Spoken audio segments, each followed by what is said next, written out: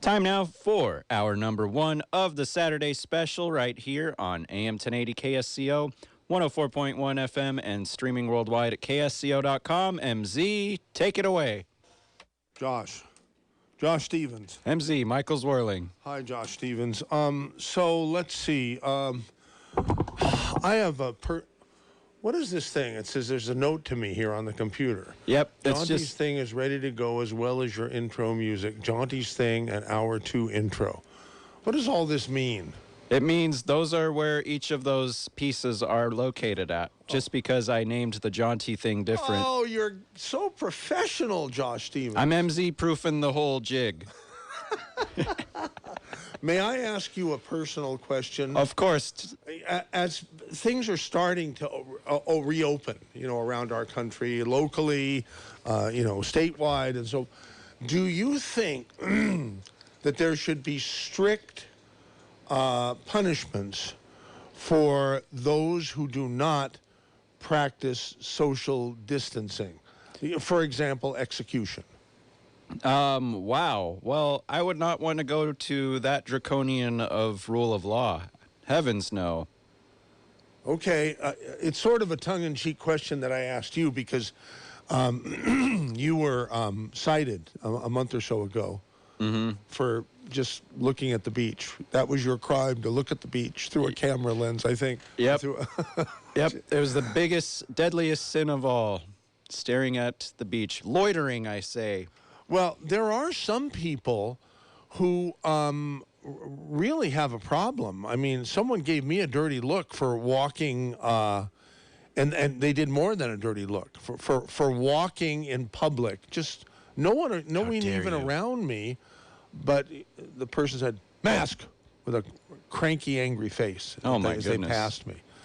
Oh and, wow! When I realized what had happened, I was tempted to turn around and start a fight with that person, go after, but I figured, there's what's going to achieve. They're bored. They have nothing better to do. They're stuck on house arrest, and they're envious. They're not going outside like you are. No, they were outside. They were passing me, but they were pissed that I didn't have a mask outside. How dare they be pissed at such a thing? Dave Michaels. Good morning, MZ. What's new in the Dave Cave?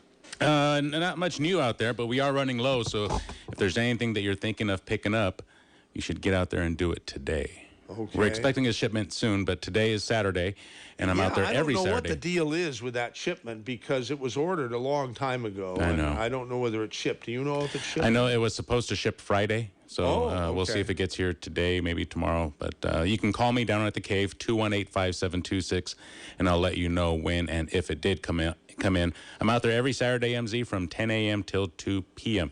Somebody yelled at me for not wearing a mask the other day, too. And I had the same reaction. I want to just turn around and just lay into this person, but I didn't. Number one, because they were riding a bike, and they were just zoomed away.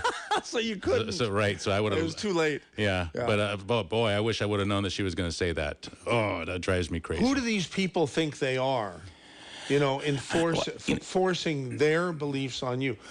People can do whatever they want. If they want to wear a mask, which to me makes me sick. The mask makes me sick because I'm breathing carbon dioxide instead of oxygen. It's ridiculous. It's uncomfortable, and it makes me ill. So I do not wear masks and will not wear a mask, period, end of story.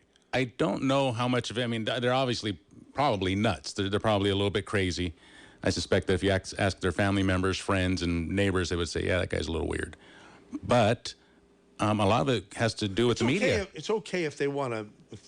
Sure, yeah, knock yourself out, but don't go around demanding that. And I think they're demanding it because they're scared. They're scared to death because the media every day, they still haven't quit. There's a meat shortage, and they don't quit. They want to scare you. They want to find the next story. They want to scare you. That's how they make their money. And these poor people are being driven crazy, MZ. They're being driven crazy by our leaders, by our government. Wow. Unbelievable. All right. Well, Yeah. I'm getting irritated already. Well, you know what you need? What? What do I need? Some tangy tangerine. That'll make you feel great. You want me to go get you a bottle? Yeah, that'd be great with cold water. It tastes fantastic with cold or warm water. Some people don't like the taste, MZ, and to them I say you have terrible taste. What about the other, the red, the original? The red one stuff? is an option, but also Is that less sour? Because I have a friend who is impressed with the ingredients of the BTT2, but it's much too sour for really. her. Yeah. While the BTT 2.0 is a little bit sweeter than the original. The original formula is tangerine flavor. The 2.0 is peach fusion. And if you don't like the taste of either one, I would say to water it down, because all that matters is that you get 1 or 2 scoops in you, depending on your body weight. Get 1 or 2 scoops in you per day. You can mix that scoop with a gallon of water, 2 gallons of water, or 1 bottle of water. You adjust it to your taste, and you will feel much better. If you don't like the taste, just water it down and try it that way. Okay. I'll be in the Dave Cave until 2 MZ. I'm out there every Saturday from 10 a.m. till 2 p.m. Fantastic, Dave Michaels. Hey, Josh Stevens, I know you're screening a phone call, but do you hear some interference in the damn audio? I hear some weird stuff. I do not actually. All right, well, let's just hope that it's my imagination, but let's go ahead and start the program. Okay? Good morning.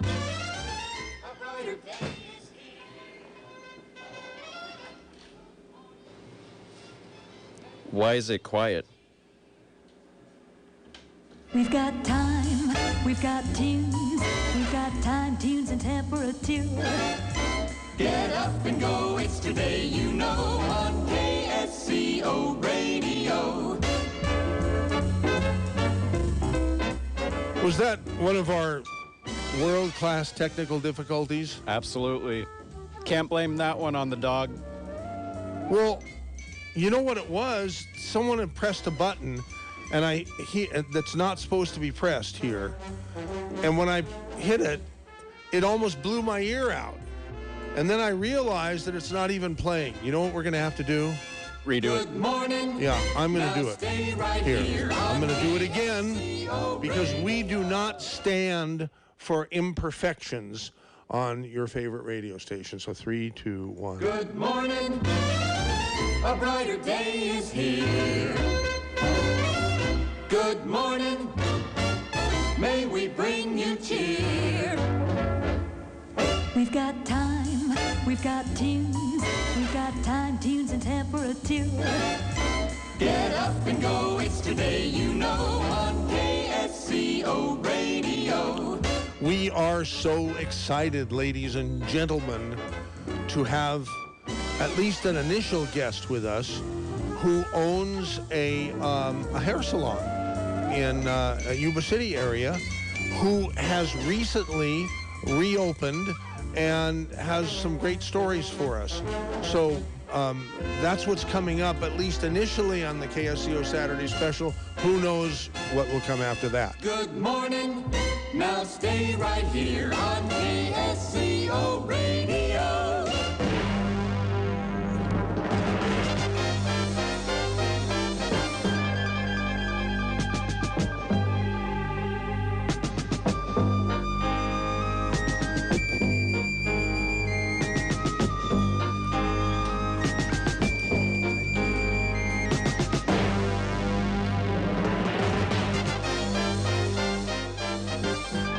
Well, let's see. Amy Johnson. Hello. How are you? Good. How are you? Good. So have you been interviewed by the media a lot lately? Yeah. Why? Definitely. Why? Was someone giving you a hard time? Were people threatening to arrest you? What's the reason? Is it just because you have a very popular business that people are really happy has finally reopened? I mean, that is true, but apparently some of the reporters were saying I was one of the first salons to open in California. That made me want to puke. I was pretty nervous about that. But yeah, I was just happy to get back to work, and I worked really hard with our county to come up with sanitation procedures to keep everybody safe and, you know, do what we needed to do to get back to work so that we can pay our bills and pay for our homes and take care of our families. So along with that, you know. I've never understood why they've been so strict about this. If people are nervous about going to get their hairs cut, then don't go. And people who are not Exactly. worried about getting their hairs cut, let them go if there can be enough people in the salon. And you've told me that there a lot of your hair, cosmetologists are still rather concerned about showing up. So let people do what they want, but don't be draconian that ruins a business because of a government edict. Oh, exactly. We are struggling to survive out here, and the government promised unemployment and our stimulus checks, and also the business loans they were promising. Some of my girls still haven't got unemployment. Well, let me ask you this: when you say unemployment, does that mean that your girls, as you call them, are employees, or are they independent contractors? They're all independent contractors. So I thought that I don't mean to interrupt you, but I thought that independent contractors are not eligible for unemployment insurance. But evidently that's changed. Is that because I've been hearing things on both sides? Yeah, What's the real first story, or time do in you know? history. First time in history, they were saying, hey, self-employed are eligible for unemployment. So we all signed up right away, desperate to be able to pay our bills. And, like I said, how many weeks later, and some of my girls still haven't received a stimulus or unemployment. Is it possible that the government that the trickle down hasn't happened? Because it always used to be that if you were an independent contractor or self-employed, you were not subject to unemployment. So this is apparently a new thing, and maybe it hasn't gotten all the way through where it needs to get through. Maybe that's the reason. I'm just thinking out loud Whatever here. the reason, the promises, they didn't keep their promises, and they want us to remain home, which we would have if we could afford to pay our bills. What are we supposed to do? Yeah. The business All right. loans that they were promising everybody also, I received $1,000, and it costs about $7,500 to run my salon. That's just the bills. So I am grateful for what I received. Don't get me wrong. I'm truly grateful, but it just wasn't anything that they promised. And what did you receive? I received $1,000. I finally received some stimulus, not the full amount, and I did just get unemployment back pay about 3 days ago. It was the day after I came back to work. All right. Not 3 days ago. Well, that's good. Originally, I thought this was going to be a story about government abuse to a small business person, because things get, and we talked about this a little bit, privately before we went on the air. I was under the impression when I was given your name and your contact information that you were being bullied and harassed by the government and being threatened to be arrested. Now, you quickly told me that's not the case. Things, stories get embellished along the way. I think if you talk to there's 110 salons in the Yuba City area. Wow. If you talk to a lot of other salons here, salon owners, and there's also, they videoed their conversation with State Board of Cosmetology and Barbering. They feel bullied and harassed. But to me, my conversation, it was very professional. I said, our county's been lifted. I have the right to work. And I talked to them about our sanitation procedures. They said, wow, I think you're going above and beyond, but still we have to back the governor, and we would like you to remain closed. I said, thank you for your advice, but according to my county, I will be remaining open. And that was pretty much the end of that conversation. I didn't feel scared. I did ask, are you going to come take our license? Is there going to be a fine? She didn't have any answers. No answers. I mean, this is something that's never happened before. They don't even have any kind of procedures for this. So, of course, there's a lot up in the air, So I wish that the time that we had all been closed, they would have come up with procedures for us.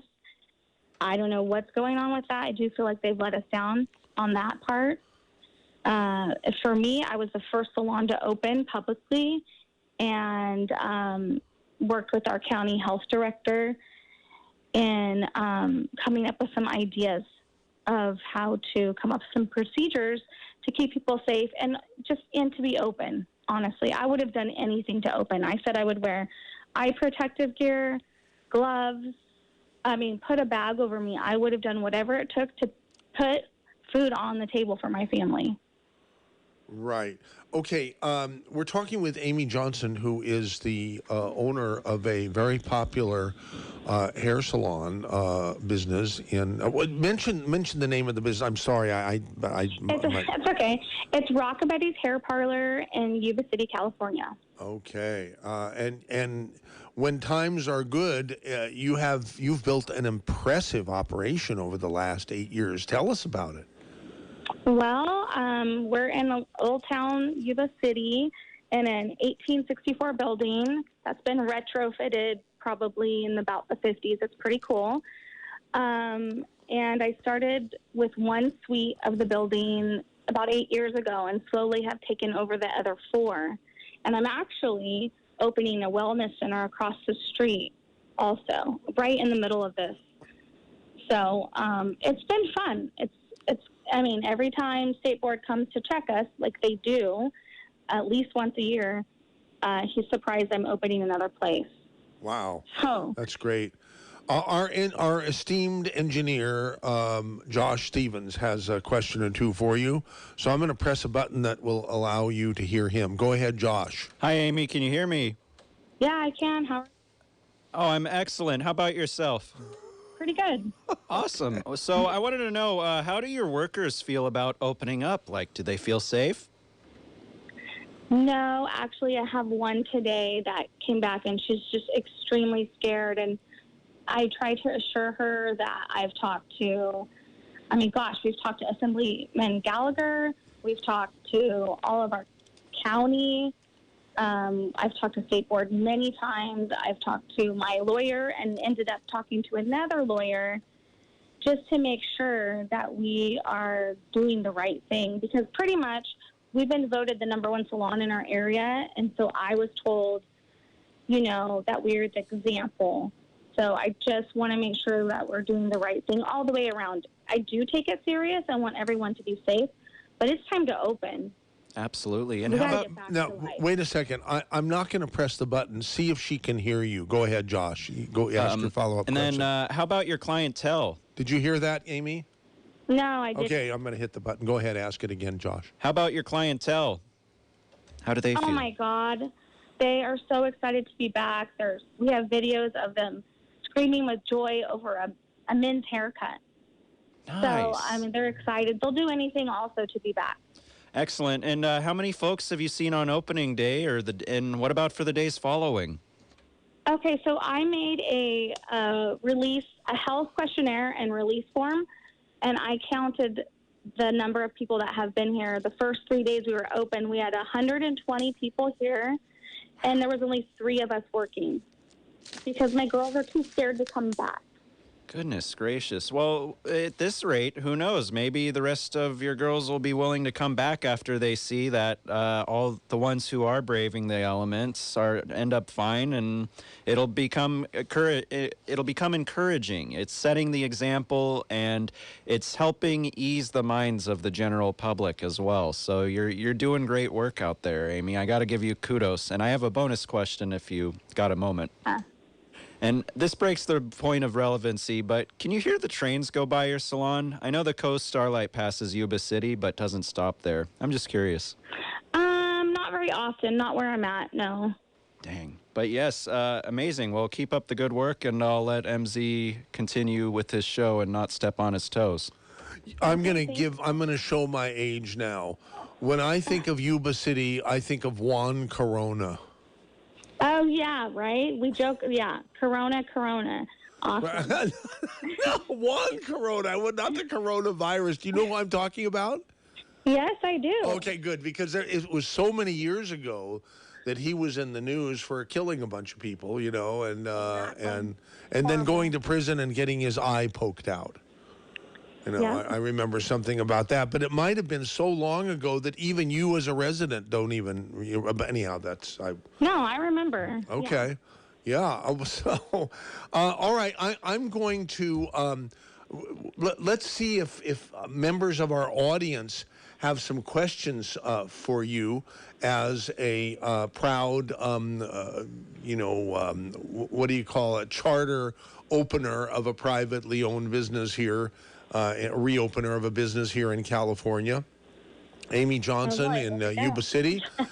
If you want to talk to Amy real quick here, area code 831-479-1080, or you can email mz@ksco.com, mz@ksco.com, and we can talk about that. So, let's see. Can I say something? that I thought Absolutely, was whatever you crazy? want. When the reporters were here, they were amazed by the sanitation that we were doing, and we sanitize our combs and our scissors and clippers and everything with Barbicide. It's been around since 1947. It's called Barbicide. Barbicide, and it is EPA approved against COVID. So we've been using this for years, and I don't even think people understand the amount of sanitation that we go through and the state testing and the anonymous state checkups that we have. So honestly, I know people think there's hair at a hair salon. Most likely that's been sanitized. So it's probably the safest place to be if they're following everything they're supposed to be. I just thought it was hilarious that they were taking pictures and videoing us sanitizing our scissors and stuff like that. Like they had no idea. And this is standard operating procedure. Every day. Yeah, and has been before coronavirus, right? Mm-hmm. Exactly. I just don't understand. And of course, you're with me. I don't understand why these draconian measures had to be taken with respect to hair salons across the country. I've got the longest hair I've had since I was a hippie in the 1970s. Now, That's what we've been seeing. yeah, and I don't know. I mean, it's sort of funny, but and I'd like to be able to. I like to be able to get my hairs cut, not a haircut, because when I said someone said I got a haircut or you got a haircut, and I said no, I didn't. I got all of them cut. So anyhow, that's one of my standard ridiculous. It does make everyone feel good, and that's what a lot of people are saying in our chair. Just to go get a haircut, get out of the house, just feels good. Would you like to talk to Tammy in Watsonville, Amy in Yuba City? Okay, Sure. Let's make that happen. Tammy in Watsonville, you have a question Hello. about self-employed, right? Yes, I do. Okay, well, So, Amy, congratulations on going back to work. I wish I was there to get my hair cut, but I'm too far away. And my question was, my husband is self-employed, and he went down as soon as all this happened, and they got a letter saying he was denied. So what website did you go through, or how did you go about it? We went on the EDD website, and I was denied also. And I shared that. I feel like a lot of the reporters didn't believe me, so I shared that with them. Like, look, here, I've been denied. It said I am approved for $0.00. So then after that, they sent, I don't know how I found out, but on, I believe, the 28th, you were supposed to reapply, which I did. Okay, so you just go to the EDD website for self-employment, or is it a separate page? Yeah, I think it's PUI, I think. PLI? PUI, I believe. I can't remember. Okay. Actually. I'm Well, sorry. okay. I don't know Is it about PIU? I don't know. Well, I can Okay, well- Reapply, basically. Okay, well, I'll go back and have a look, and congratulations, and thanks for helping out with if everybody. you get it, this is the way I've run my entire life. If you're denied something, whether it's some change at an airline counter or whatever it is you can think of that you're denied, just go back and talk to someone else who might be a nicer person and not deny you. Yeah, it's really hard because you can't really talk to anybody right now. Oh. Yeah, and the website was crashing, and it was only open until 8 o'clock every day. So you just got to keep trying. I know it's hard. I mean, you spend hours trying to get through. You definitely can't talk to anybody. That's for sure. But there was rumors that they just the second or third time might be the charm. Yeah. Okay. Well, thank you very much for your information, and go cut some hair. Everybody needs it. Okay. Thank you, Tammy. See you later. Bye. Here's Steve in Santa Cruz about masks. Go ahead, Steve. You're on with MZ and Amy. Okay. Thank you, MZ. And I talked to Josh Three Strikes Stevens. Oh, yeah. And I'm really excited about his ticket because I hope he takes it and pays it and makes a political statement that. Well, how about taking? How about not paying it and making the political statement? No, I think it's a bigger statement for him to pay it and just say, "I'm not afraid of you guys. Take my $1,000. Nothing scares me. I'm a tough guy." Anyway, that's not what I called. MZ, you know I'm a big fan of yours. I don't know if you're man enough for Carmel, though. Oh, okay. Tell me. And let's not forget that Amy's here, too. You know, we don't want to diss Amy because she's a very busy person. And when she's on the radio with us, she's not cutting hairs like she needs to do and should do. Okay, Amy. Listen, in Carmel, there was nobody wearing masks at the little, that little place that's been all over the news, the little hut, the tea hut place. Okay. Yeah, anyway, I went over there to check it out, and they were making a statement by not wearing masks, but serving glasses of wine and food, I guess, too. Although all I saw was people drinking wine, and they were sitting around the tables drinking wine in the courtyard there. That little place. You got to turn your radio down, Steve, because we're getting the echo. It's awful. Okay, I'll take it off speaker. Yeah. Yeah. So anyway, Carmel was about a combination of 2/3 no masks and some stragglers wearing masks. But get this, MZ, every single store in Carmel is ready to reopen. There was no stores that were wrapped up like going out of business like we have. Every store had a sign in the window that says, "Looking forward to reopening soon. See you soon. If you see anything in the window that you want, call us. We will meet you. We will." And they're way more together. Yeah. So what you're talking about is in Carmel, the spirit seems to have not been broken like it has here so much in Santa Cruz. Exactly, MZ. All right, Amy, what's it like in Yuba City? You know, for your business and other businesses. I mean. A lot of restaurants, I think, are they're just not gonna be able to reopen if they can only have half of the capacity, which is what I'm hearing. Those kinds of.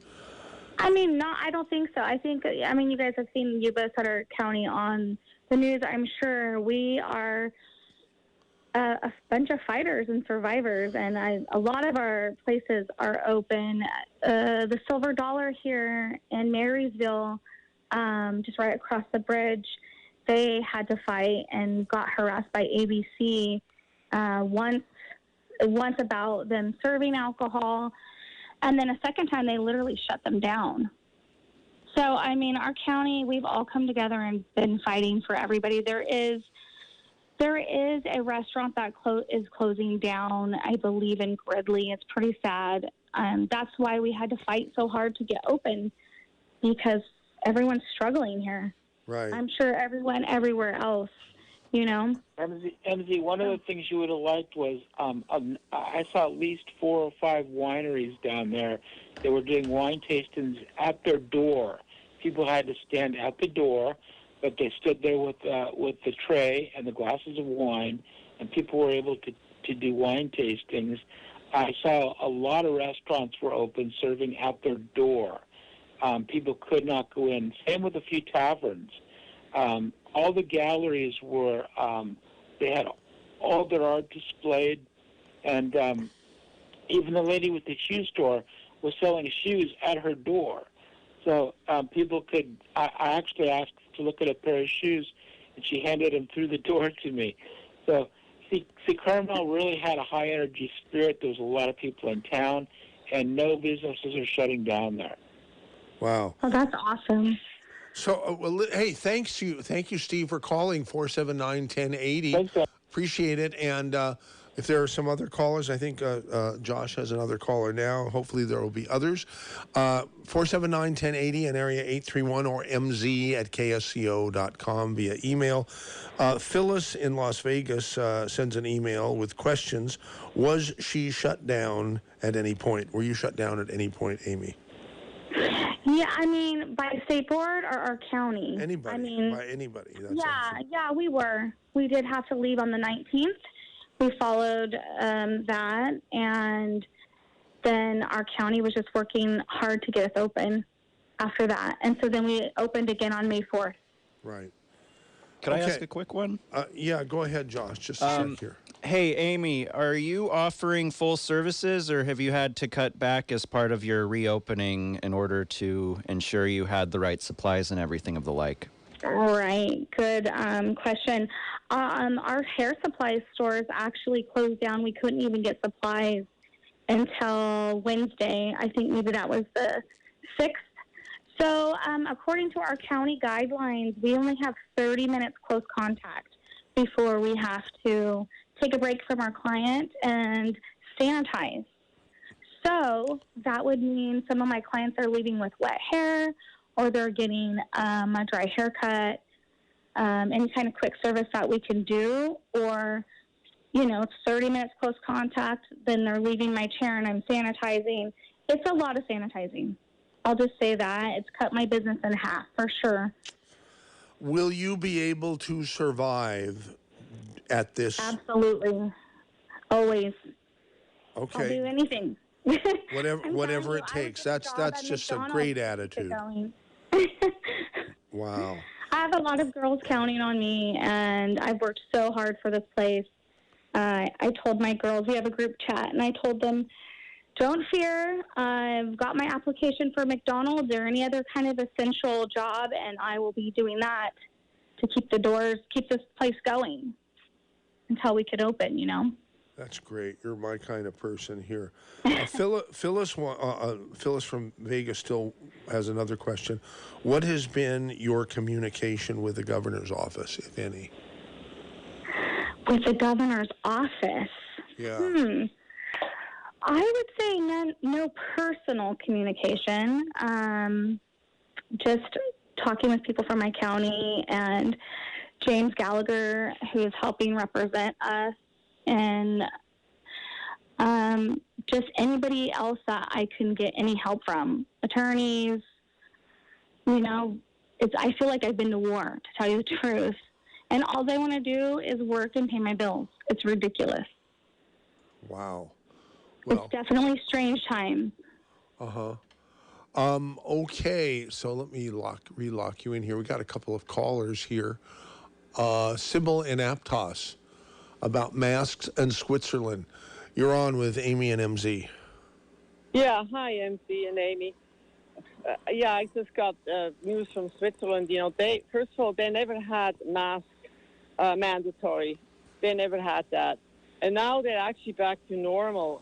And they say, they never said it's going to be the new normal. They say it's the new temporary abnormal. And they're they're opening up everything. They're back to normal. And I don't understand this hysteria with these masks. First of all, I have a friend. She's over 70, and she doesn't want to go to the store anymore because she said she can't breathe. Her heart was racing. Her heart started to race, and it's good to breathe in carbon dioxide constantly. Exactly. And especially I see people outside exercising, walking with masks. I mean, that's just the craziest thing. You can take distance. You can take a distance from people, more so than in the stores, in the grocery stores. It doesn't make sense. And Yeah, I think close contact though is basically, important. But we have had. I'm telling you, I've been wearing a mask for 10, 12 hours a day, hardly taking a break, and you don't feel good at the end of the day. You know what I mean? I get what you're saying. I wouldn't feel good after 30 seconds. And a doctor actually said from Germany, he said that it makes your body acidic if you have to breathe your own recycled air. And I just, I think the economy should open up. I mean, I just, that's just my opinion. Absolutely. It's crazy. It is really. And I think people are so desperate. Yeah. Amy, I have a question for you. If it were not required by the government that both your service people and your customers wear masks, would you make it optional for yourself and for your girls? Absolutely. I would. The sanitation that we're doing is extreme.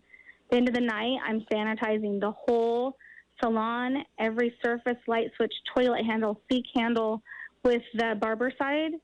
And just all the sanitation every 30 minutes. I really feel if there's any vapors in the air, any kind of COVID around, it's getting taken care of. But my husband and my daughter have asthma. So for myself, I would wear the mask. Yeah, I'm sanitizing people's shoes when they walk through the door. I'm not messing around. I'm not scared of the virus. I just think that why not take precautions if you can? You say both your husband and your daughter have asthma? Yeah, yes, they do. Wow. I had asthma as a kid, and I sort of outgrew it at about 12 or 13. Then it came back at 33, and now I sort of have it and sort of don't. Mm-hmm. Yeah, it ain't going to be. I'm definitely in the age group that's at extra risk, and just with a background of asthma. I got a caller question. Yeah. Oh, okay. Go ahead, Josh Stevens here.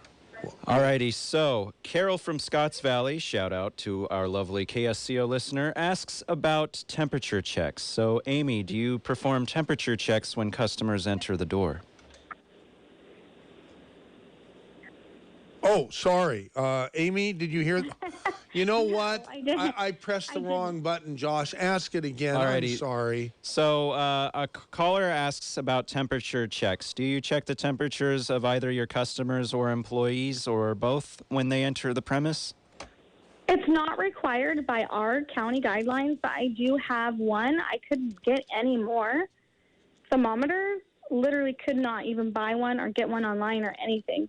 So I do have one by the door. A lot of times clients come in and say they have allergies or something like that. So just in case, we have one by the door to check. Awesome. That's good. We have a caller named Etienne, spelled E-T-I-A-N. Etienne, I think. Oh, it's Ian? Okay. Etienne. Etienne? Okay. Etienne, Etienne, or whatever your name is, you're on the air with Amy and MZ. Hey, Amy and MZ. It's Etienne de la Bouissie, and that is a pen name. I'm an author, a voluntarist author exposing intergenerational organized crimes, control of the government and media. And I'm also one of the leaders of the committee to reopen Santa Cruz to save lives. And we had a protest at the beach. Peaceful. Yeah, how did that go? It must have been peaceful, or it would have been a big news item. It went fantastic.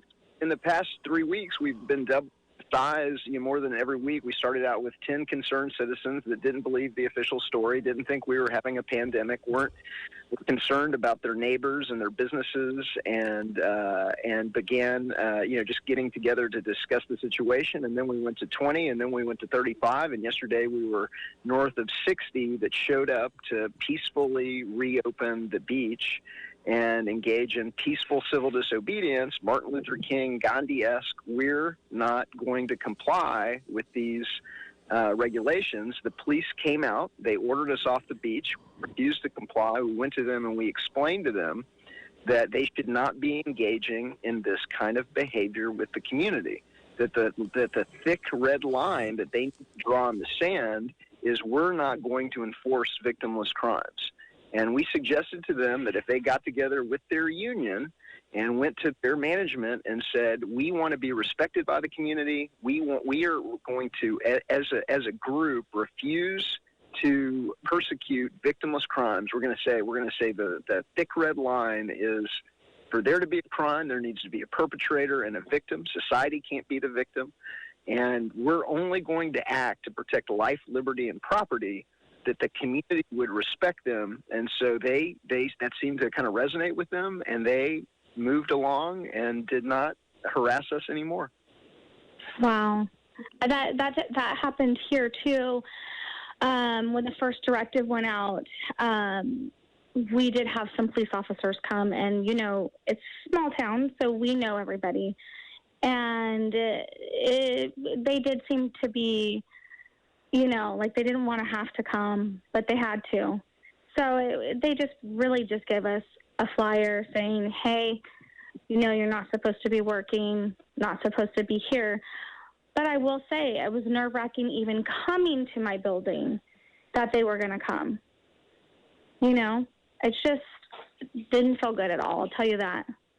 Hey, I'd be nervous too if people in uniform and guns were trying to show up to my base. I'll second the thing that after they left us, they went to harass other people on the beach, and it's very intimidating to have men dressed in black with, weapons and body armor, tell you that you're not supposed to be at the beach. It's a kind of a fear through intimidation, and what they're essentially offering the population is you have to do what we say, even if it's illogical, even if it doesn't make any sense, even if there's nobody in the hospitals.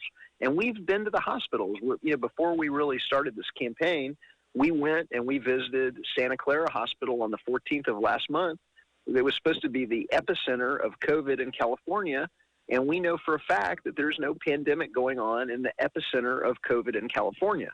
We visited Dominican 2 weeks ago, and we were there I think the day before they took down the tents. The tents were empty. The waiting room was empty.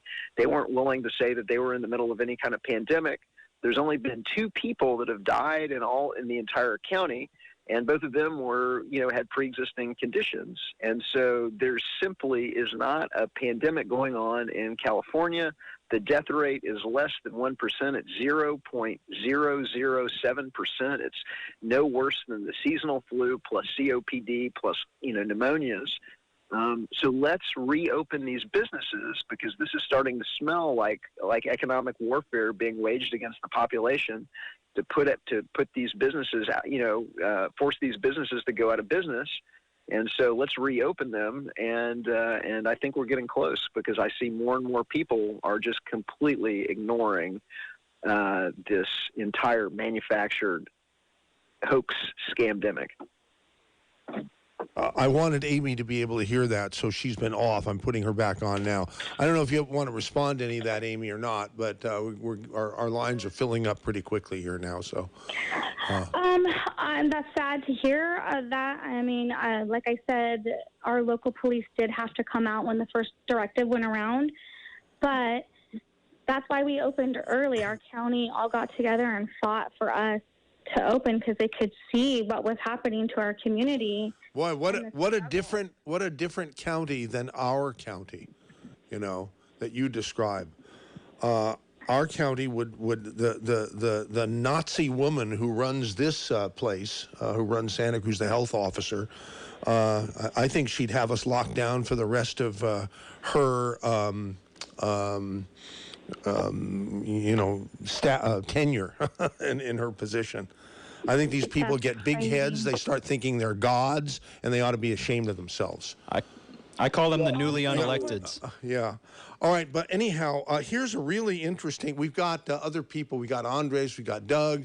And maybe we'll keep Ishian on, or whatever your name pronunciation is, because I really like what you have to say.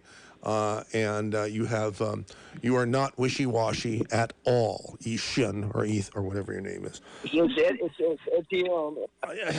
It's whatever it is. You say it, because I'm too old to remember. It's Etienne de la Bouche. Book is Government: The Biggest Scam in History Exposed, and you can check it out at government-scam.com. Okay. And I've also done a full-length, very well-referenced investigation into who's behind the pandemic, and you can get that at www.government-scam.com/plandemic. Mm-hmm. And my thesis is that the COVID is the engineered, manufactured excuse for Wall Street to hand itself trillions of dollars in bailouts, stimuluses, TARP 2, TALF 2. I'm an ex-Wall Street guy. This smells like a bank robbery. This smells like we're spending billions to manufacture an epidemic so that we can get back trillions.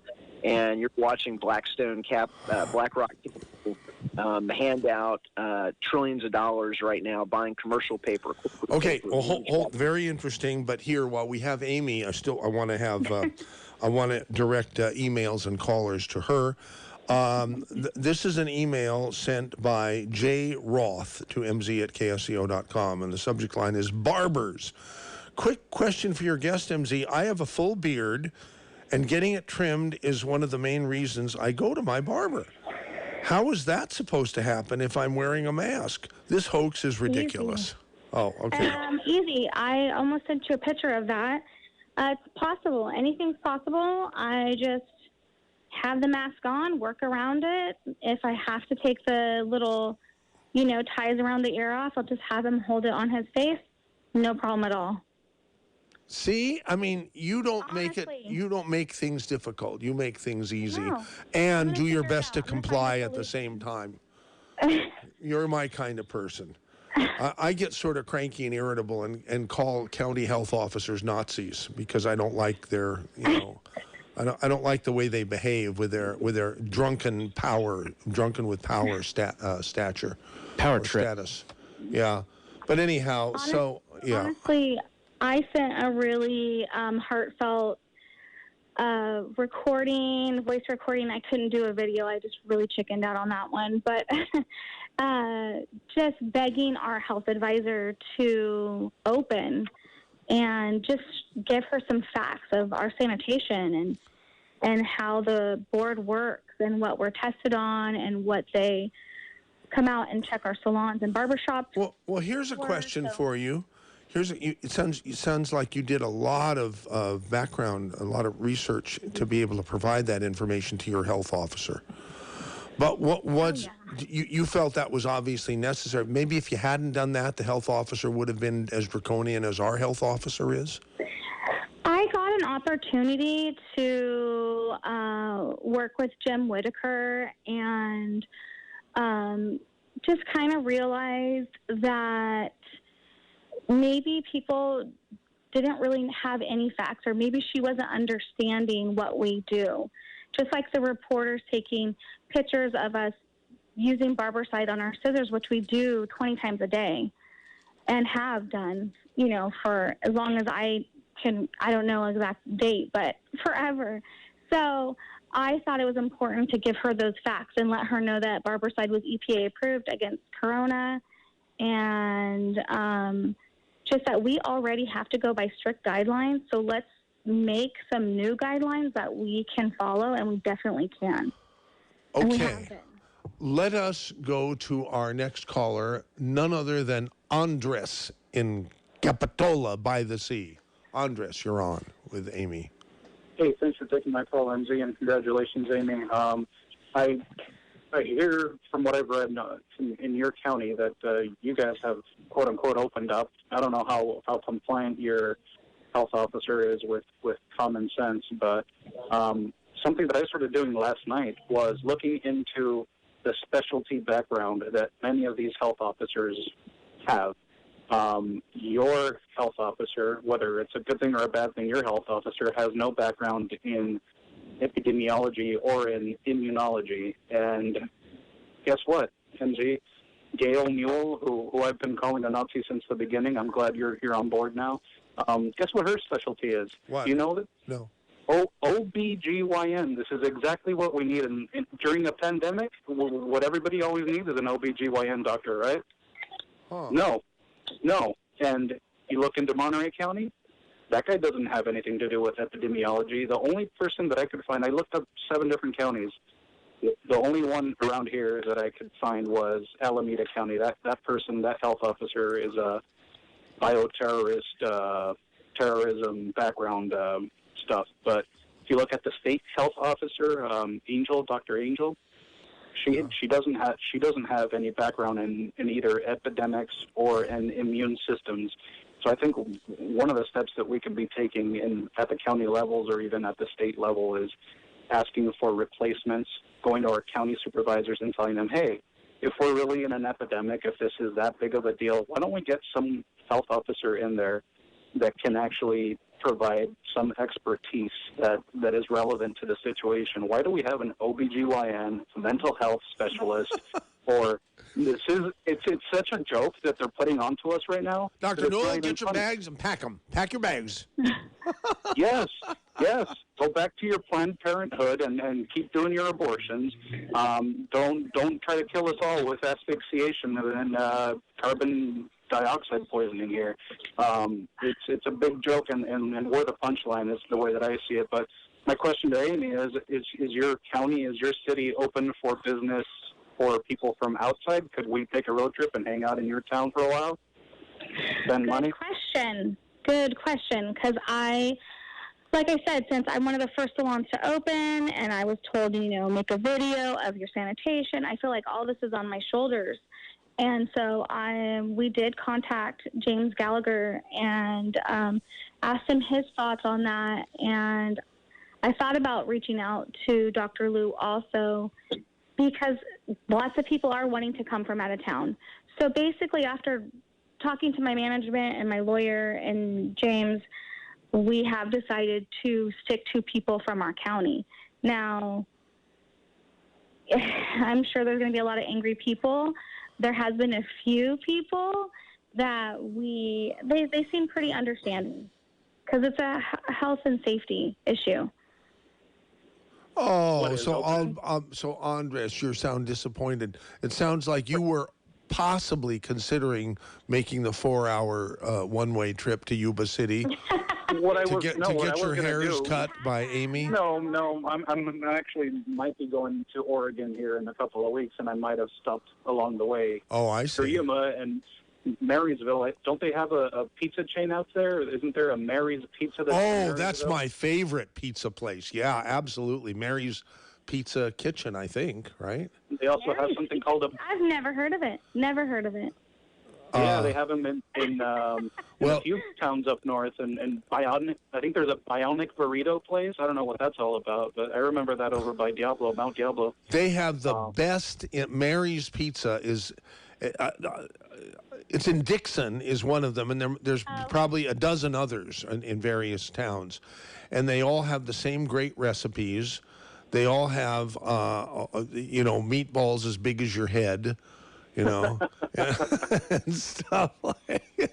And the best pizzas, really, really good, on that subject, I was doing an interview for the LA Times yesterday, and she had the same question. And I told her the same thing I told you. And I said, but what I'm seeing is people coming from everywhere to go to our tiny little sad mall and whatever restaurant. They're going to grab us in less than 10 seconds here at KSCO Santa Cruz, Salinas, Monterey, San Jose. Mid-50s. Clouds continuing to build up. We should be seeing showers by Sunday at the latest as that storm front rolls on in from the Pacific Ocean. And your KSCO News Talk time, 11:06. Let's proceed to hour number 2 of the Saturday special with the one, the only, the Michael Zwerling on KSCO. What happened to our guest? Which guest? Oh, you took her off the fader. Oh.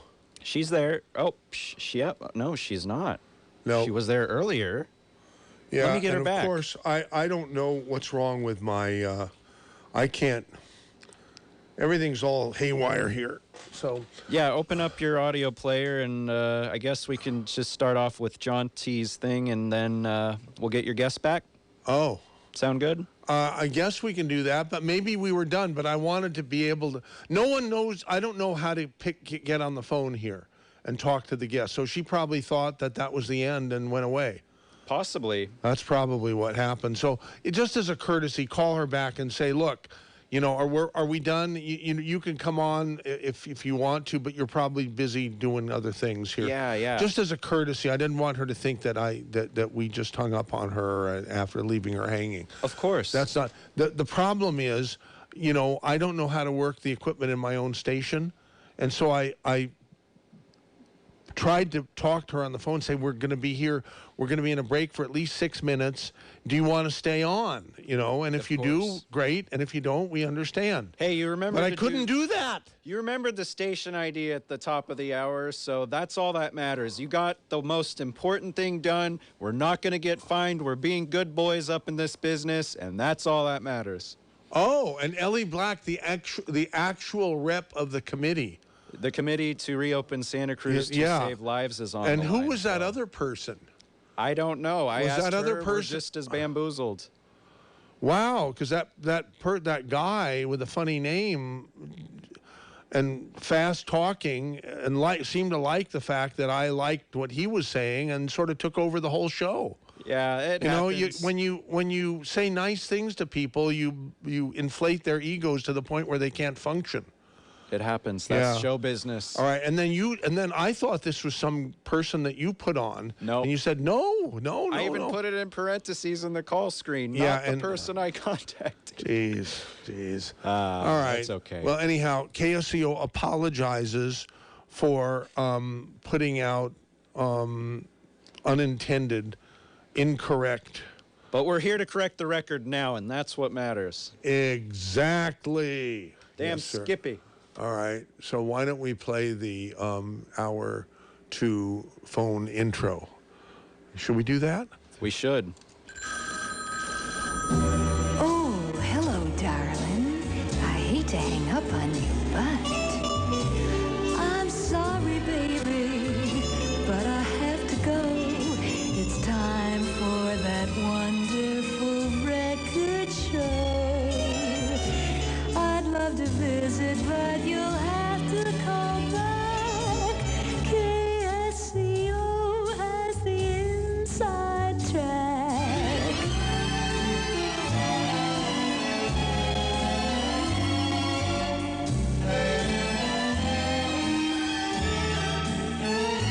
Oh, I forgot I'm supposed to say something. Sorry, baby, but I really gotta go to KSCO Radio. Bye. Okay, we normally have a message from our Director of Digital Engineering, Jonathan McCollier. And that's what we're supposed to. So it's pre-recorded this time. So we're going to play that. Then we're going to get to callers, starting with Ellie Black, the actual rep of the committee to reopen Santa Cruz. Not an imposter. Okay? But here's Jaunty, 3, 2, 1. Where is it? Hi, my name's Jaunty McCollier, KSCO's Director of Digital Media. Before I say anything else, I just want to remind you that if you're enjoying the show, take a quick break and go to SaturdaySpecial.com to sign up for the newsletter, follow the YouTube channel, and help keep the conversation going. MZ is a pretty unique guy. He has a superpower. It's no less significant than any Marvel character. Only his superpower is bringing unique, interesting people together. I like to think that's why I'm here. So, I've been concerned about all the people saying things like Republic Nazis or Democommies. And I've got people coming at me with things like Elon Musk is Bill Gates and Jeffrey Epstein's love child. And I'm saying, guys, just listen to this.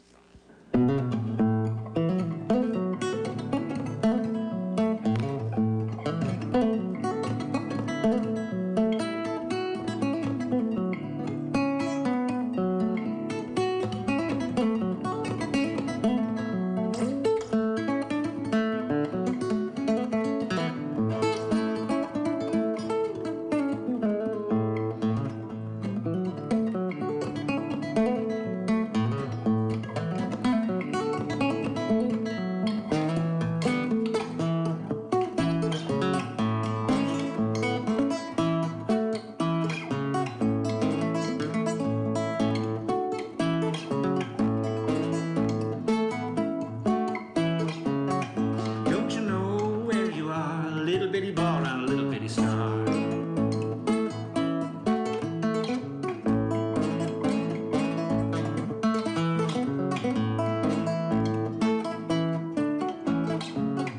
Hey ho, when you know you're born, you live, and then you go.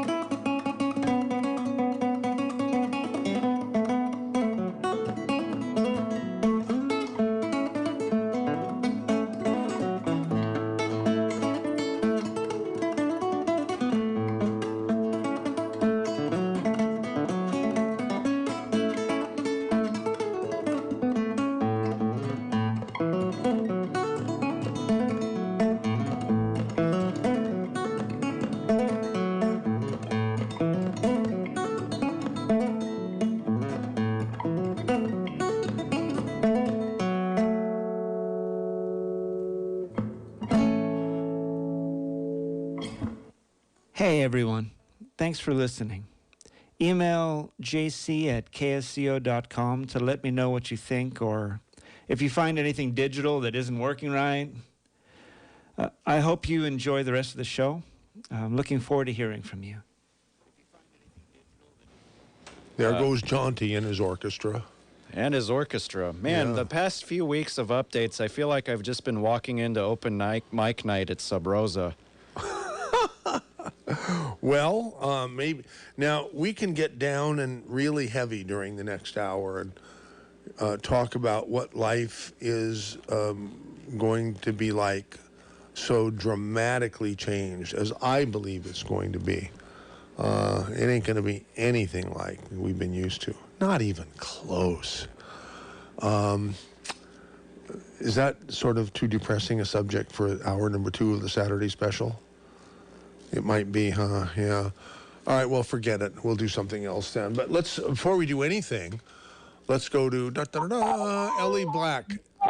Ellie Black. Hey, good morning, Michael. Do you have your radio on? There's something that's very, very disruptive and terrible. Okay, I asked. It was clear a minute ago. Let's see. I do not have a radio on. Okay. Well, now you don't, and now most of what was so irritating. Speaker. She on speaker. Are you on speaker? Is it better? No. Nope. The echo's gone. Okay, Still noisy? let's try it for a while. It's an unusable phone call, Ellie Black. We cannot use this phone. Call from somewhere else, please, okay? Because we really want to hear from you. Okay, should I call you guys back? Yeah, but from a different phone where I don't hear a whole bunch of artifacts. I hear much more other things than you, and I don't know what it is because you don't have your radio on. Yeah, I'm not sure either. Okay, thanks. Here's Jeff and Aptos answering MZ's question from long ago. What is that, Jeff? I forgot. Well, it was 2 weeks ago, Michael. I was sitting there, and you. Oh, right. Can the government really shut us down? Do they have that power? Yes. Can they? Well, yes, and they did. Oh. Okay.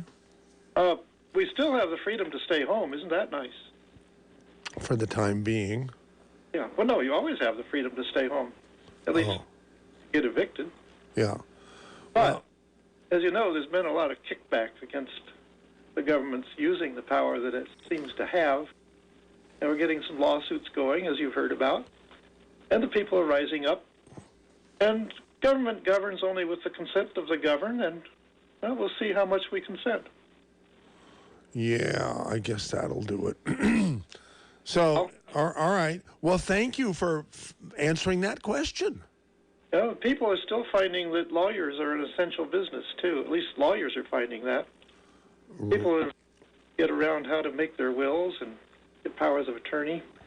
And now they're getting their hair done. That's good, too.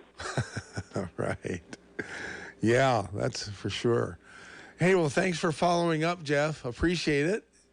Well, it's fun to know you're still learning how to run that place, so keep up the good work. I appreciate it. Yeah. Right. We will try. We have the great staff here. Thanks for calling 479-1080. Here's the lady from Aromas about masks. Yes. Yeah. The woman that's gone towards 98. Oh, my God. My birthday is just before yours. You mean like a day before? No, mine is the 2nd and yours is the 9th. That is correct. Yeah, you're exactly 1 week before me. Yes. But really, many years before me. Oh, many. I'm going to be 98. Oh, my God. That's incredible. And I live alone and beautiful. I love my life. Do you have to live alone? You're able to live alone, obviously. Oh, yes. Do you have a plan B for in the unlikely, scenario that you should not live alone? Oh, my daughter lives next door. Oh, okay. Good. So, anyway, the mask. Yes. I wore one for the first time Wednesday. I had to go to the doctor for my 6-month checkup. Okay. And I only have one lung. And honestly... Was this a surprise to you, or did you know that before? What? That you only had one lung? I found out in 204 when I was in Stanford. I had a head-on crash, and the lining between the diaphragm and the lung got ruptured with the steering wheel. Oh, my. Anyway, I wore this mask to the doctor. Everybody's wearing a mask, of course. Yeah. And I was there about an hour, and I wasn't very comfortable. I didn't like it at all, and that's probably the first and last time I'll wear it. Yeah, I'm the same. I can't wear it for any more than a few seconds, and there's no point to wear it even then because it makes me sick. It makes me sick. It doesn't protect me from being sick, and it certainly doesn't protect others from being sick. It's a stupid requirement. My poor children next door, I have 4 grandchildren, and they all work farmers markets. In fact, my twins granddaughters are at Cabrillo right now. And they have to wear them, never take them off, ever, while they're at market, or somebody will scream at them. Well, I'm amazed that they're willing to do damage to their health, or maybe it's just me, but I have talked with other people who cannot wear a mask at all, and so they don't. Well, I wasn't comfortable. Yeah. Is there anybody listening who now to the KSCO Saturday special that shares my sentiments that a mask makes them feel ill, and as a result, they will not use a mask, period, end of story? For My me, cleaning lady uses a mask and rubber gloves, Yeah, but she's protecting me, not her. right. Okay, well, if they want to, that's fine. But how dare the government force you? That's the only problem I have. Oh, go ahead, Josh. the one thing that gets me with these masks are that and you should relate to this as well, MZ. When you put on a mask, you end up fogging your glasses if it's not put on the right way. And that's one of the biggest annoyances for me, because now I can't even see when I'm trying to go into the store. And, I don't know. Do you have that problem? Of course. Yeah. And there's when you say your glasses fog up if you don't put it on right, I take issue with you. If you do put it on right, your glasses fog up. Yep. You know, it's like the Pandora's mask. Right. It's just crazy. I think masks should be banned. No, that's ridiculous. But just to each his own. To each his own about the masks. Right? Do you agree? Young lady from Aromas. Why did I forget your name? You know, My name is Mary. Mary, that's right. Okay, but I feel so awful because I'm 30 years younger than you are, and I have no memory at all. And you have a memory of a 20-year-old. I don't forget telephone numbers. All I have to do is ring them once. I never forget names. I worked at the high school for 20 years, and I know nearly all the kids' names yet when I see them. Would you entertain the notion of becoming at least a fill-in or an occasional talk host on KSCO? I don't think so. No? You'd be so popular. I want to tell you that I walked into the doctor's office, and the nurse, I had a mask on, of course, and she did too. She said, "Mary, you look younger every time you come in. Me with a mask, my whole face is covered." So that's why you look younger. Okay, well, there's a positive reason. Look, if I wouldn't mind wearing a mask if it didn't make me feel awful from breathing recycled air that isn't air anymore. I look younger every time I walk in with a mask on over my face. All right, well, okay. Bye-bye. Okay, thank you very much for calling. Okay, there goes Mary. And here comes Nick in Royal Oaks about behavior modification. Hey, Nick. Maybe we ought to go with a crossfire. Oh. Whoever came up with the district of criminals. Uh-huh. Well, I'm wearing a bandana and a few others, so I think we're kind of in the mix with them now. Have you tried a mask, and how do you feel between a mask and a bandana? I've never seen masks. I've just dug up some old gardening ones, but a bandana is cool unless it's tight, and then it's really suffocating. Uh-huh. And so you see others, it's kind of like mixing with DC or something. Right. You know, behavior modification, they're talking about behavior in us. And, yes, they are. In China, you've been there, they talk about re-education. I think this is a little bit simpler. But you know, when I go to East Cliff Drive, it's a nice place on the ocean, let's get 6 or 7 diesels go by, and then it's getting irritating and clammed up. You know, when it goes by somebody like that, the next guy that will go by, they'll flip them off.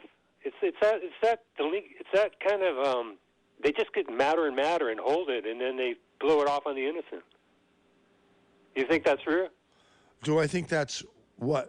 Say that again. Well, I said, I've seen when I come up to the area, and all of a sudden there's diesels coming by. Yeah, no, of course. The next person next to me gets mad, and it's after the fact. They're already gone, and they're looking, and they're pissed off, and they don't know why, and and easy to flip off people.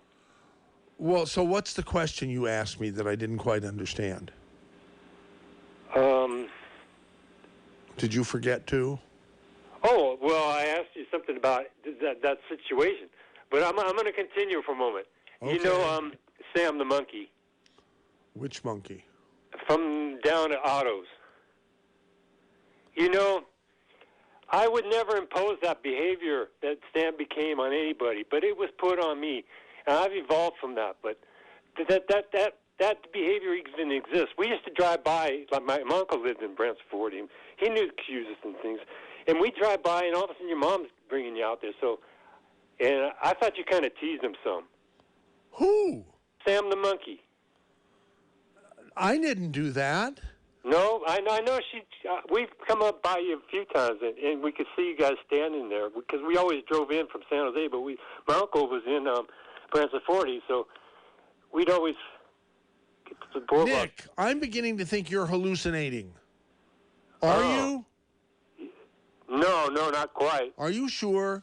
Yeah. Because I don't go around teasing monkeys. I just don't do that. The city But you know what Sam the monkey is? No. Remember now, the city The of... one at Otto's that we should be in the cage? The one at the Texaco deal thing near the beach. The gas station, yeah. Near the beach, yes. I remember he was a cranky-ass monkey. But I wouldn't go around taunting him or teasing him or anything. Does that would make him worse? That's what other people did. I agree. I agree. Yeah, that's But you were saying I did it, and I don't do things like that. Oh, I heard that you did. No. Whoever you heard it from is not a reliable source. That's the whole I scene. never did things like that, even when I was a kid and didn't know better. I just don't do things. That's cruel. That's horrible. Josh, what's the deal here, Josh? The deal here is that this is what happens. This is what happens when you legalize magic mushrooms for the city of Santa Cruz. That's all I have to say. Okay, Nick, I don't know what Josh might have, in a roundabout way accused you of, but have a nice day. You said he was hallucinating, so I said that's why. Right, because the city of Santa Cruz legalized magic mushrooms. Okay. Let's find out about Ellie should have a no echo now. Hi, Ellie. Is it true that you have no echo now? Well, you tell me, Michael. It's okay. How does It's it sound? good. It's good. In fact, it's good. It's like you're right here in the studio with us almost. Cool. Okay, Thanks for having me on. Yes, you tell us about the group that you're involved in to open things up locally. Yeah, first of all, I want to clear up a miscommunication about the fellow who was on before. Okay. He is part of our group. It's just he apparently introduced himself by his pen name, which when it was texted to me was not spelled in the way that I recognized it. So, yes, he is a part of our group. I would want to clear that up. Oh, okay. He is not from Santa Cruz, and he's kind of here as in a short term. So he's going to be going home in about a week. But he's been really a source of energy behind getting this started. So I just want to give a big thank you out there to him. He's just been such a joy to work with and be a part of this with. So great. Okay, duly noted, and by both me and Josh Stevens. So excellent. Okay. So this is the first time I've done something like this. I think I've been involved in things for the last decade at least, but I've never done something like this where I'm actually going against what the police are saying to do. I've always been a good girl, so to speak. But it's very interesting. I completely feel like I'm doing the right thing in doing this because what is being laid down is just so wrong that there's nothing I can do but stand up against it. And the number of people coming up and joining us has just been mind-boggling. And it's very interesting because immediately our group was, there was an attempt to paint us as a right-wing group, which was just so funny because knowing personally the people involved with this, we're just all over the spectrum. And the person who tried to paint us as a right-wing group, describing what we were doing within the first couple sentences of calling us right-wing extremists, then continued on to say that we were having guerrilla yoga classes and supporting the Ohm Gallery. So I thought that was pretty amusing. Yeah. these people, a lot of these people are pretty illogical. But anyhow, yeah, I remember your name comes up in my brain or my memory about when we had Dr. Bill Wattenberg, and you know this was it the OSHA, not OSHA, but the ocean thing, something to do with the ocean thing that you were involved with, right? Yeah, I've been a part of Freedom Forum, and I was a assembly candidate in 2010, and I've had many of my friends on the radio with you in the past, and kind of been in the more on the computer side of things as far as Freedom Forum goes. But if people want to join your group to urge the opening of Santa Cruz yesterday, how should they do that? Can they call you directly? Can they go to a website? What do they do? Okay, so the best thing I can give out right now, that's the easiest thing to remember, is an email address, which is reopensantacruz@gmail.com. That's reopensantacruz@gmail.com. And reopen is spelled REOPEN. And then we do have a Facebook page. However, Facebook is actually admittedly censoring us. I wish I'd gotten a screenshot of that. But they're admittedly censoring us. So finding us on Facebook is a little bit more difficult. However, it's possible, as far as I know, if you type in the entire name, which is kind of long. But that is Committee to Reopen Santa Cruz to Save Lives. That's Committee to Reopen Santa Cruz to Save Lives. And we have over 300 people in that group right now, and a bunch more people that want about another 100 people. They're looking to join in. We just are having to screen people, so it's taking a little bit longer. Okay, but you think you're having, an impact? Absolutely. I mean, yesterday at the beach was amazing. You know, we had whole families there with children. This was like a couple hours before the beach was going to officially reopen at 5 o'clock, right? That is correct. Yes, it was supposed to open at 5, and we arrived at the entrance to the beach around 3 o'clock. People were immediately gathering, and then about 3:20 we entered the beach, and we stayed there. And I'm not sure exactly what time the law enforcement showed up, but it was right around, I would say around 4, maybe a little after 4, and everything was very calm. I spoke directly to a couple of the officers, and I just spoke to them like human beings. Hey, I grew up in this town, born and raised here. If you were too, I'm sure we have, family or friends in common, and, and they were not wearing masks. And I pointed that out, like, hey, you guys aren't wearing masks. We're standing 3 feet away from you, 5 feet away from you, so you guys are obviously not afraid of this virus to the extent that you're wearing a mask. So you must see that this is pretty silly what's going on here right now. And, Hey, Ellie. I think they were reached. It was not just myself speaking with them, but a few other people. Josh has a question for you, Ellie. Hang on here. Yeah. I was wondering, first off, what was the biggest challenge in starting up this group for you? Oh, wow. Well, actually, thank you for asking that, Josh, because this is something that I hope other folks in other areas will, come across this and consider. The biggest challenge in this was actually coming to an agreement internally and deciding what our message was and how to approach the entire situation. Excellent. There, as I was mentioning before about being painted as right-wing extremists, this is something that's happening not just in Santa Cruz, but as nationwide. Any groups that are, trying to reopen their areas are being painted as right-wing extremists or, right-wing Republican or whatever at the very least, if not worse. And that's just absolutely not true. Yeah, and everybody. He's got another follow-up. And on that note, would you think that because of the fact that, like, some of the folks that are saying we have to reopen are saying something along the lines of we've got to reopen the economy? Because personally, I feel that if we change the narrative from reopen the economy to something more along the lines of saying let's return to normal, restore normalcy, that would encourage more of a nonpartisan support base. if people were told that instead. I absolutely agree. I don't really like the term reopen the economy because it's for exactly that reason. And that's why we picked, we did a lot of different ideas as far as activism to take, and that's why we picked the beach. Just come down, hang out at the beach, bring your kids, bring your bubbles, bring your Frisbee, bring your whatever, and just enjoy hanging out together and making new friends. That's because the whole idea of social distancing is really distressing, at a time when we need to be socially connecting in one of the most unusual circumstances that humanity has gone through on a global level. We need to be socially connecting. And I do want to preface this by the whole thing by saying that from the get-go of this, I never got a gut feeling that there was something to worry about, and I'm a bit of a hypochondriac, So when I first started hearing about these things, I just didn't get a spidey sense of like, oh man, this is, wait, yikes, I better hide. But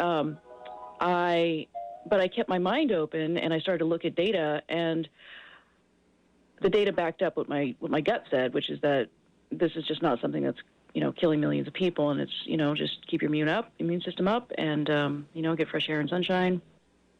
Obviously, if the data was showing me something different, I would not be doing this activism that I'm doing because it wouldn't be the right thing to do. So could you tell us some more about businesses that have been in favor of this notion? Like, what are some of the businesses that have stood in solidarity with your organization?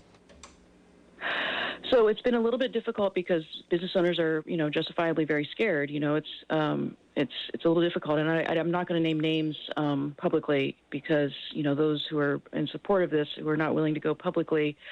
That wouldn't be fair to them, But there are some that are at the brink of losing everything, and at that point they're going to be willing to do whatever it takes to try to stay in business. There is a restaurant in Carmel called Tuck Box, Tuckbox. Yeah, I reported on them actually. And they are open for business. The owner is risking imprisonment to stay open, and so I encourage folks to go support him, support his business, and many from our group will be doing so as well. Nice. And then I had go ahead, John. I had just one more question for you, just so that way I don't step on MZ's toes, because it is his special, not mine. I just wanted to know can you tell us more about how you interacted, or your group interacted with the police when you guys had that encounter yesterday? Because I heard they bullhorned you guys and all that. So yeah, can you just elaborate on that a little bit more? Yeah, so the important thing to remember with dealing with police is that police are just people, just like us. The only thing, and one of the things I kept saying a couple of times to them was, the only thing between us is uniform. I'm in a bathing suit, you're in a uniform. That's it. We're humans. We have families, we have children, we have, friends, we have people affected in our lives by this entire thing. It's really about body language and tone of voice, and connecting with them as human beings, looking them in the eye if you can. Sometimes they have reflective sunglasses, which makes it a little difficult, but, if you're looking them roughly in the eye, it really helps. Not showing fear, but also not showing aggression is really important, because I think that's what we need to do. We need to connect with these folks on a human level. I'm not sure, have you guys already covered the police officer up north, Greg Anderson? I don't believe we have. Who is that? We haven't on this show. We might have on the radio station, but bring us up to speed for what you know. So Greg Anderson is either suspended or was a police officer up in, I believe, Seattle, but don't quote me on that. You can easily search him on the internet. He, a week or so ago, did an impromptu video in his patrol car, just right there, a little selfie video, talking about how he just was not okay with what was going on. He felt that he was being asked to do unconstitutional things, and he just was not willing to do these things.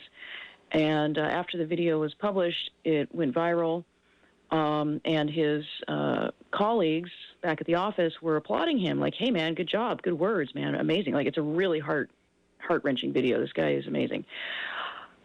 So that was all fine and good for a couple of hours, and then all of a sudden the hammer came down, and all of a sudden apparently his his office or whatever it's called got word from up high that he needed to take the video down or face consequences.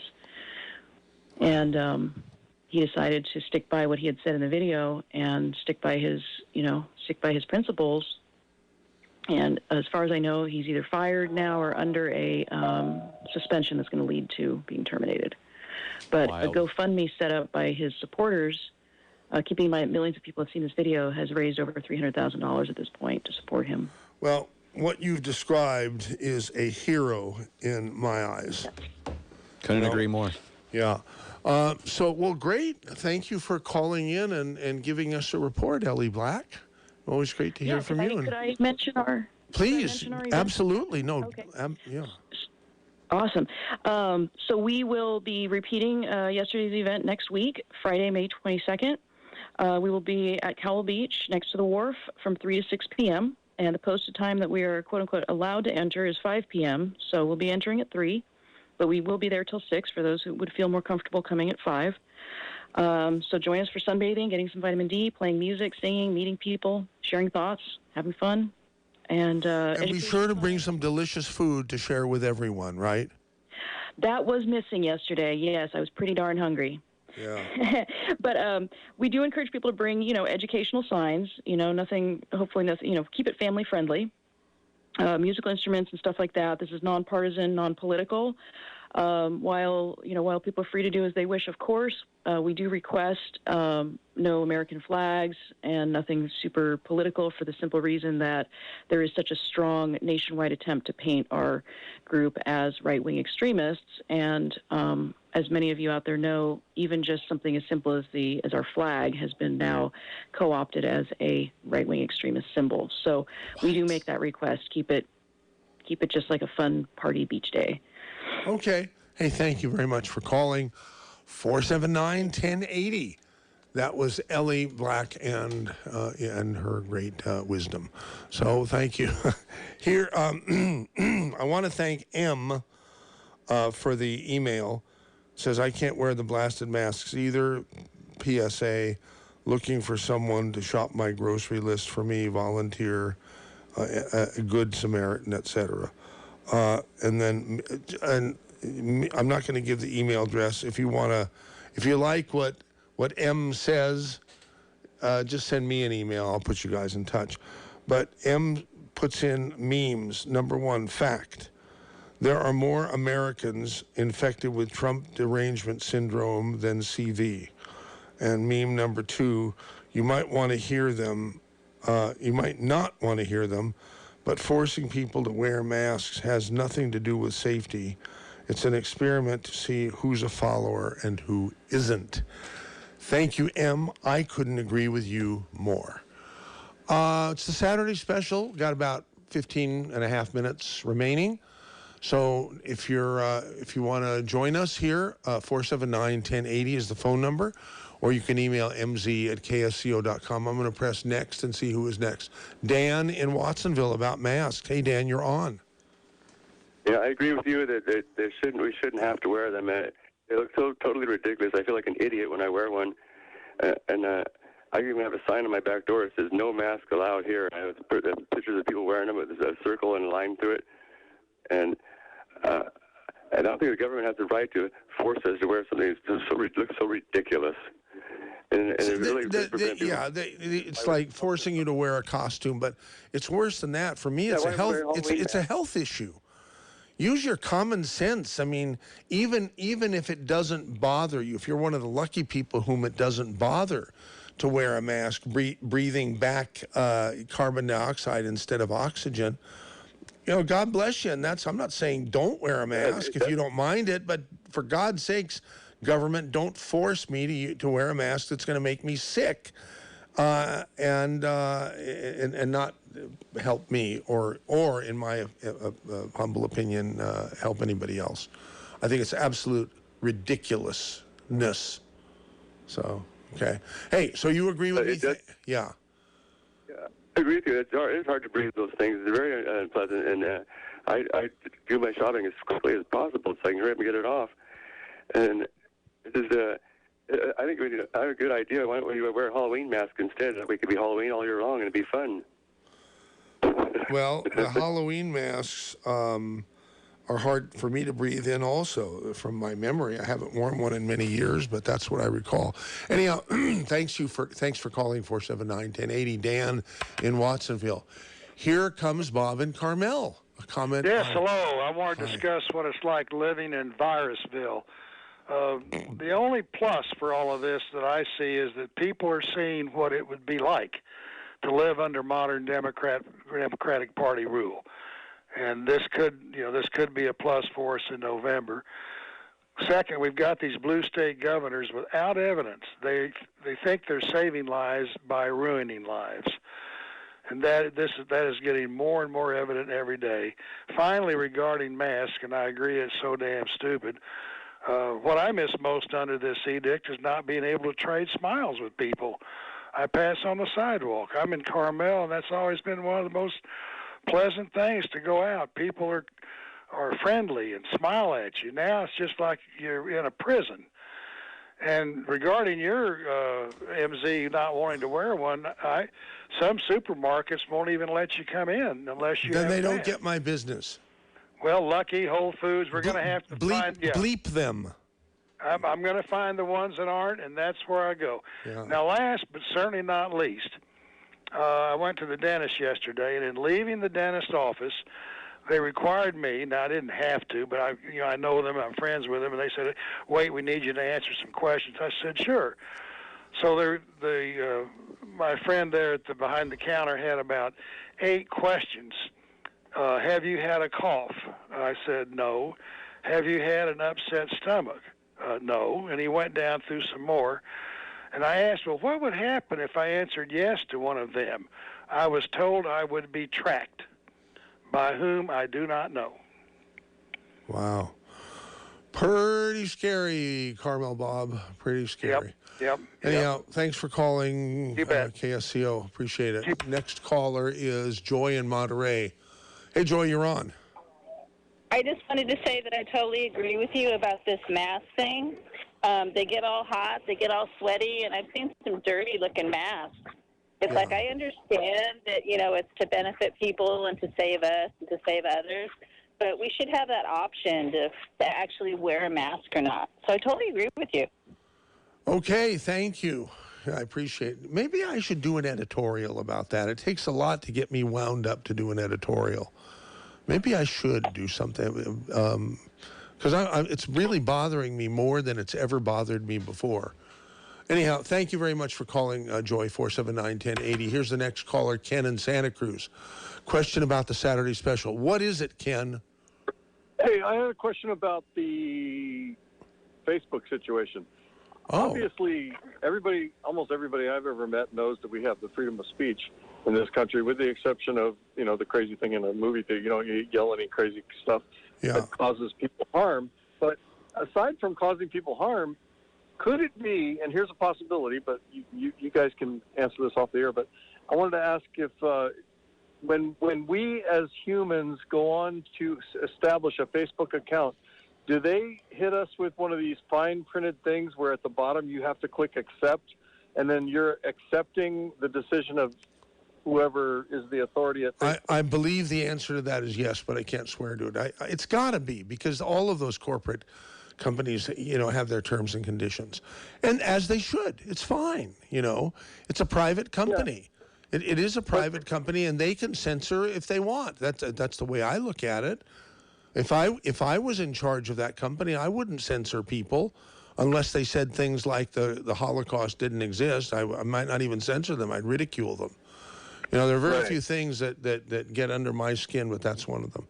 So, anyhow, thank you very much for bringing that up on KSCO. But I think they're still violating the First Amendment, is my opinion. But no, they're not. They're not violating the First Amendment because they're a private company. I'm not violating the First Amendment, even as a publicly licensed, federally licensed broadcast station. I can decide. You as a listener do not have a right to say whatever you want on my licensed station, Because it's a private thing. It's a simple. It's private versus government. The freedom of speech business and the freedom of religion, it has to do with the government, not some private business. Private business can run their business the way they see fit. Anyhow, that's my belief. Anyhow, I don't think I'm wrong, but thank you for bringing up the idea. Okay. Thanks. All right, Victor in Rio Del Mar, about my wonderful mom, Kay. Hey, Michael, how you doing? Good. Victor, what's up? Well, I'm here with Grandma Donna, my mom, who's a little bit on the elderly side. Say hi to Michael, Mom. Hi, Michael. She doesn't sound very elderly to me, but... well, she's, you know how it goes. But one of the things is you learn a lot from your moms, as you know. And one of the things she taught me is listen to KSCO Saturday Special. So we turn on the old-fashioned radio, and we tune you in. Oh, that's great. Well, thank you, Mama, and thank you, Victor. Well, what I wanted to say, and my mom agrees, is your mom had the greatest editorials, and you just mentioned the word editorial, and you said you're riled up enough maybe to do one. About masks, yeah. I was thinking you got quite a catalog of her stuff. Maybe if you've got something on point already in the can, you could run, Oh, there's a million. We probably have 700 or 800 of them. And every one of them would still apply today. So we've been talking about that for years. I mean, Mom has been gone since January 3rd of 2017. That's when she moved to heaven. And for a couple of years before that, she didn't do any fresh editorials. She was very proud. She couldn't because of memory issues, Right. But we've from many, many years before that, we got all of them. So I think we should just start playing them just like we did. Why not? I think we should. There are pearls of wisdom in there, and my mom and I used to live to those, and we'd laugh and have a good time and say she's right, and and look what they're doing. They had to close Gilda's at the wharf. That's gone now, and all this stuff, and so you got to have something there where your mom could come out. Not that you could write something and do it yourself, but I bet you she. No, I'm half as good as she was, or less. But anyway, sure. I wanted to call up and say keep it going. And Mom, do you think you want to say to MC? We do enjoy it. We really do. And then we have to laugh. Great. Well, anyway, have a good one. We've got a bunch of guys on hold. Take care and give my best to Rescue Family, okay? Okay, thank you. Here comes Nancy and Carmel. Hey, Nancy. Hi, Michael. How are you doing? Good. How are you? I'm great. Thank you. I just wanted to say that what's going on is illegal. In 1966, there was a court case that someone was not unhealthy, and they were still required to be quarantined. It's a situation like what the whole world is going through now. Yeah. And you can look it up online. There's a PDF of it.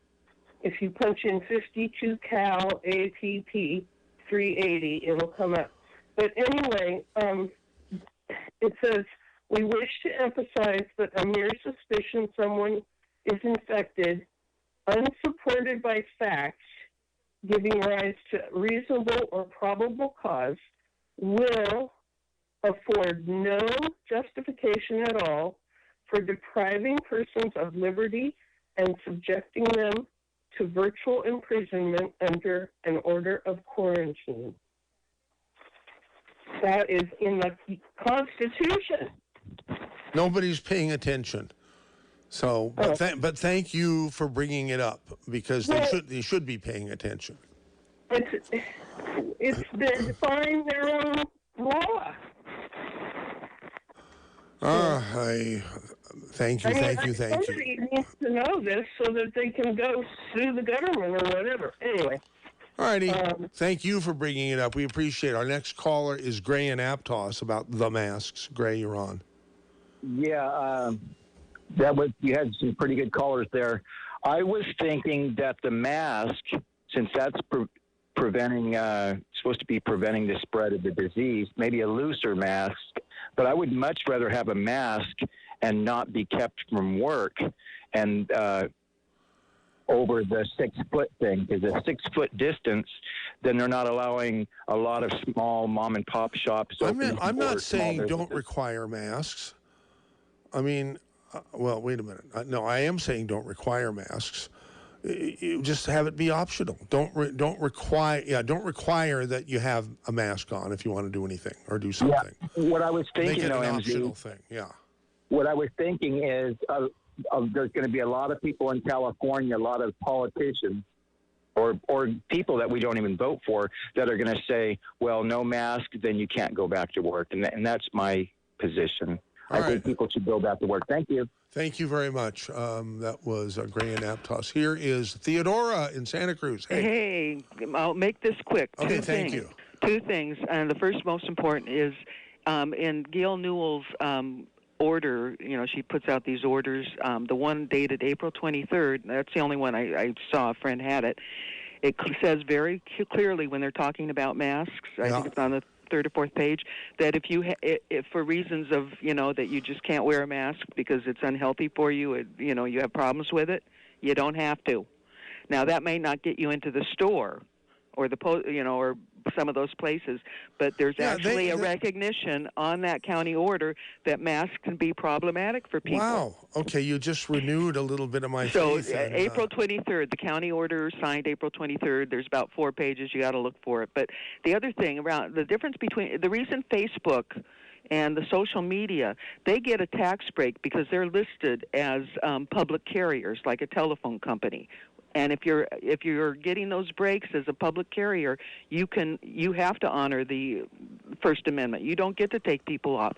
Publishers or radio show owners, yeah, you have that right, but they're getting the tax breaks for not as a publisher. Got it. Okay, so they that's should what Zach not be. Voorhees So was talking about, the Google whistleblower. Thank you for this is censorship, pure and simple. Okay. All right, so don't thank wear you. your mask if you don't want to. I love it. Thank you, Theodora. Here is Savannah in Aptos. You have an idea about masks, Savannah? Hello, Savannah. All right, Savannah's not there. Here's Dana in Ben Lomond. Hello. Hello. Yeah, quick. We've got less than a minute. Okay, I've been listening to KSCO for 53 years. Okay. I don't think you should wear a mask. I was at the bank the other day, and I was just thinking, God, you could come in here with this mask on. They could rob this place, not be seen. Yeah. As a business owner, that's a liability. Right. To them. So. Gotcha. Okay, thank you for bringing that up. Lily in Santa Cruz, only 10 seconds, I apologize, but can you... Constitution of U.S. ruling after Civil War in 1866. This is the rights of the people versus what government can do. And it's Section 98, it's Ex parte Milligan 71 U.S. 2 in parenthesis 1866, which stands to this day, Section 98. Well, thank you for letting us know. Josh Stevens, thank you. Tom Quinn, nice to see you in the building. The next show, Perspectives, is up. And thank you, everybody, for listening to your favorite radio station and hopefully your favorite radio show. That's it. Till next week. See ya.